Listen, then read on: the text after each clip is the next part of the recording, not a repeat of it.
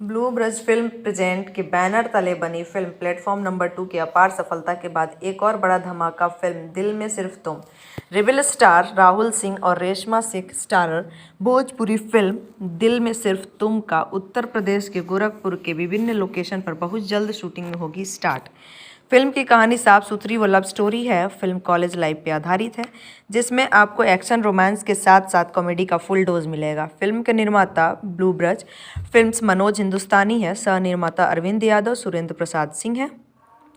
Film के निर्देशन का बागडोर निर्देशक दिनेश पाल संभालेंगे। फिल्म को अपने कलम से लिख कर सजाए हैं लेखक शोएब अंसारी ने और म्यूजिक से सजाए संगीतकार सावन कुमार, गीतकार मुकेश सावन, शक्ति सिंह, मोनू सिंह। फिल्म में अपना मधुर स्वर मोहन राठौर, आलोक कुमार, खुशबू जैन, इंदु सोनाली, शक्ति सिंह, गौतम आनंद देंगे। मारधाड़ Usman Ansari, editing Priyanka, video marketing head Vijay Yadav है।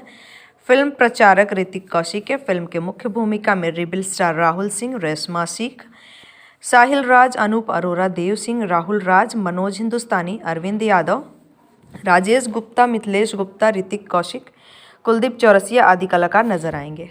जुड़े रहिए बूम भोजपुरिया के साथ।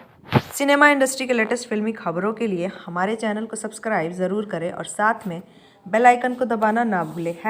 #बूम भोजपुरिया।